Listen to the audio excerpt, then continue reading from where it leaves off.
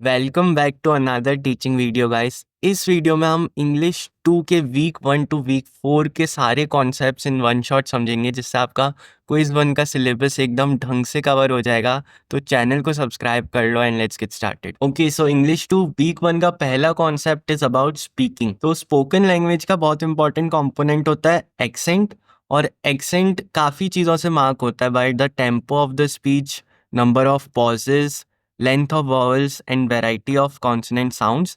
हर region के, English का ही एग्जांपल ले तो हर रीजन की, हर कंट्री की अपनी एक्सेंट होता है इंग्लिश स्पीक करने का। इन सब का अपना टेम्पो होता है, नंबर ऑफ पॉजेज वो कितने लेते हैं, इन अ वे रिदम सबकी डिफरेंट होती है, लेंथ ऑफ वॉवल्स या लेंथ ऑफ कॉन्सोनेंट्स डिफरेंट होता है। फॉर एग्जांपल इंडियन एक्सेंट में यूजुअली कहते हैं कि हम कॉन्सोनेंट्स पे काफ़ी ज़्यादा एम्फेसाइज करते हैं इंग्लिश बोलते हुए। Then there is rhythm. Rhythm की एक डेफिनेशन दे रखी है, the arrangement of syllables in a unit speech is known as rhythm. syllables जैसे कि डिस्टिंक्ट साउंड को हम syllables कह देते हैं मोटा मोटा, एंड एक यूनिट ऑफ स्पीच में हम कैसे अरेंज कर रहे हैं syllables को, कैसे प्रोनाउंस कर रहे हैं, that determines the rhythm of a language. और वॉवल्स में भी डिस्टिंक्शन होती है लॉन्ग एंड शॉर्ट की। टोटल इंग्लिश में 20 वॉवल साउंड्स हैं and at least 12 of them are long. फिर एक सेक्शन आ जाता है इंग्लिश इन इंडिया का, जिसमें फर्स्ट पैराग्राफ में ये एक्सप्लेन किया कि कैसे किसी एक पर्टिकुलर, इंडिया में बहुत सारी डाइवर्स लैंग्वेज हैं, तो एक पर्टिकुलर लैंग्वेज को ऑफिशियल लैंग्वेज बना देंगे तो जो उस लैंग्वेज के नेटिव स्पीकर्स हैं उनको काफ़ी ज़्यादा बेनिफिट्स हो जाएंगे एंड वो थोड़ा डिस्क्रिमिनेटरी हो सकता है। इस वजह से English as a foreign language एक कॉमन लिंक हो जाता है लोगों के बीच एंड थोड़ा न्यूट्रलिटी प्रमोट करता है, and that is one of the reasons why English has flourished in India.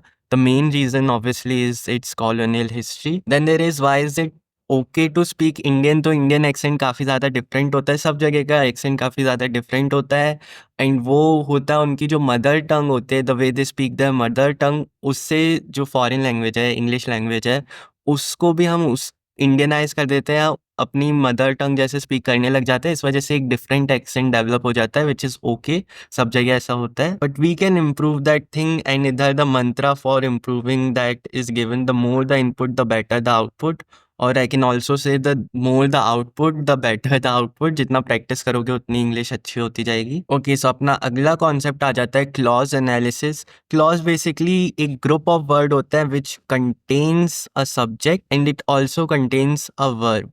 Clauses can be independent or in a sentence, but a sentence must contain a clause. Okay, so there are three types of clauses. First one is called independent clause. जैसा कि name suggest कर रहा है, they are complete independently and do not need another clause. Then there are dependent clause, जो कि independent नहीं होते हैं and they are dependent on another clause for context, and ये दूसरे clause की continuation में होते हैं with words like because etc. And then third are relative clauses, and they give extra information to a noun and they begin with words like that. Again I re-emphasise, ये सारी जो theory है ये आपको directly नहीं पूछी जाएगी, तो आपको डेफिनेशंस याद नहीं करनी है, बस आपको इस थ्योरी को समझकर क्वेश्चंस में जो एप्लीकेशन होगी, एग्जाम में सिर्फ एप्लीकेशन पूछी जाएगी, इस थ्योरी को समझकर आपको एप्लीकेशंस में इम्प्लीमेंट करना सीखना है, जिसके लिए आपको क्वेश्चंस को प्रैक्टिस करना होगा। थ्योरी को रटने से कोई फायदा नहीं होगा। ओके, सो सेंटेंसेस दो भागों में डिवाइडेड होता है, first is subject and second is predicate. Subject noun या प्रोनाउन होता है, और फिर प्रेडिकेट दो कंपोनेंट्स में होता है, वर्ब एंड ऑब्जेक्ट। फिर लिखा है objects are complements and adverbs are adjuncts. अब समझ लेते हैं कॉम्प्लीमेंट्स और एडजंक्ट्स में क्या डिफरेंस होता है।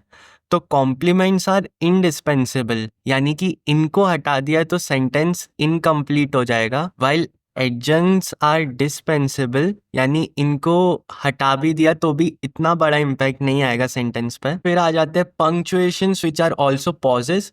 Pauses tells the reader to stop briefly and then continue reading. तीन टाइप्स ऑफ पंक्चुएशंस होते हैं, कॉमा, सेमीकोलन, कोलन। डिफरेंस देख लेते हैं। So comma in a oversimplified way is used for small separations. It can separate items in a list, it can separate words, etc etc. फिर आ जाता है semicolon.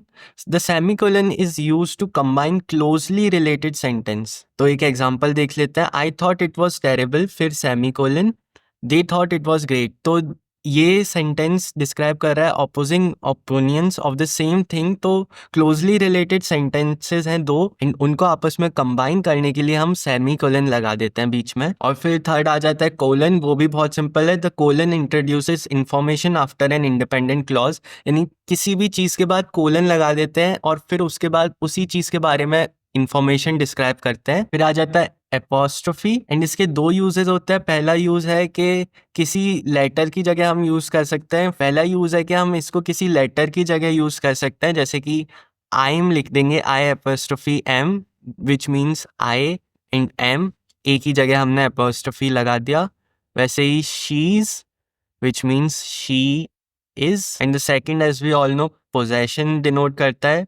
लियाज new PAT, इधर लिया के बाद एपोस्ट्रोफी एस लग रहा है, विच डिनोट्स द पैट लिया ओन्स। फिर आ जाता है अपने पास एडवर्ब्स, और एडवर्ब्स क्या करते हैं, they describe a verb, an adjective और अ सेंटेंस। फिर 5-6 टाइप ऑफ एडवर्ब्स होता है, basic. First is adverb of manner, जो कि डिस्क्राइब करता है how a verb is performed. For example, he is improving slowly being the adverb. Then there is adverb of degree, which describes how much. For example, the policeman examined the documents thoroughly being the adverb. The note will be provided in my Discord server, first link in description या first link in pin comment होगा. And a huge thanks to Gagneet Kaur for these notes. Then there are different ways of saying a sentence. For example, give me a glass of water, एक command है, and please give me a glass of water एक respectful sentence है. Then there is usual way of saying a sentence, and then there are softer ways of saying a sentence which are recommended. For example, ये कुछ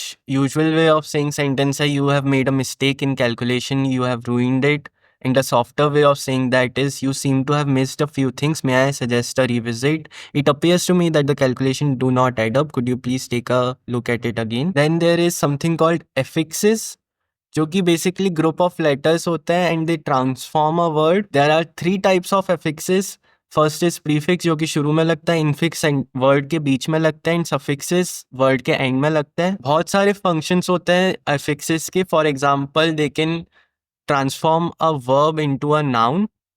जैसे कि example, assist एक verb था जिसमें हमने सफिक्स लगाया एंस, और फिर असिस्टेंस बन गया, जो कि एक नाउन है.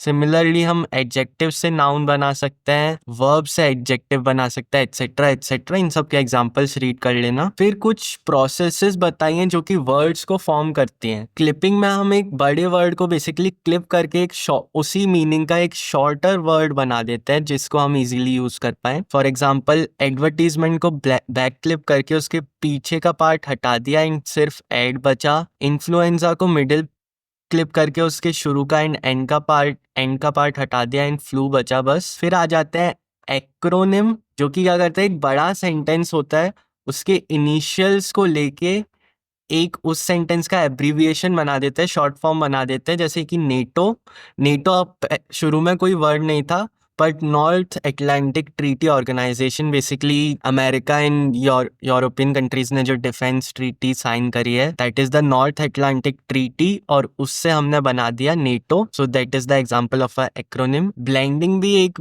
वे ऑफ फॉर्मिंग वर्ड्स होता है, जिसमें हम 2 वर्ड्स को आपस में ब्लेंड कर देते हैं, जैसे कि brunch, which is a blend of breakfast and lunch. Borrowing में हम दूसरी लैंग्वेज से कोई वर्ड बोरो कर लेते हैं. For example, jungle is a Hindi word जो कि इंग्लिश ने बोरो कर लिया. Then there is something called coinage, जिसमें जो पॉपुलर ब्रांड्स होते हैं किसी स्पेसिफिक प्रोडक्ट के, उस ब्रांड नेम को ही उस प्रोडक्ट को डिस्क्राइब करने के लिए यूज कर लिया जाता है. Popular example of it being Xerox. Okay, so the final week 4 of our quiz 1 English 2 syllabus is about writing.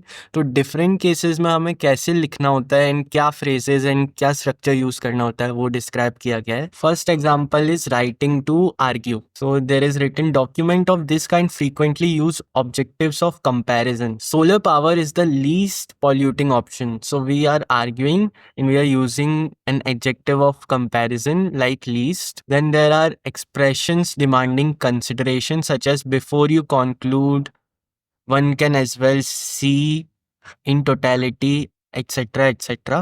Structure of argument ये होता है, usually statement of situation is given first followed by an argument for one side against the other.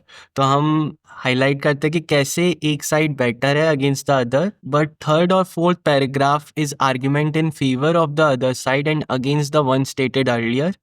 Final part usually takes an overview and reaches an acceptable conclusion. तो हम overview देते हैं पूरे argument का end फिर we reach an conclusion. The second subject on writing is lab manual, for example making tea. So we can see the example of making tea, और काफ़ी structured होता है lab manual. First we describe the ingredients and then we describe the steps, precisely कैसे बनाना है in a step by step manner. Then there is writing to influence. तो इधर बस इन लोगों ने सम फ्रीक्वेंटली यूजफुल फ्रेजेस दे रखे हैं जो कि राइटिंग टू इन्फ्लुएंस में काम आते हैं, जैसे कि finally, numerous, several, continuing to rise, a strong indication, several factors attracts, etc etc. Then there are essays on reflection.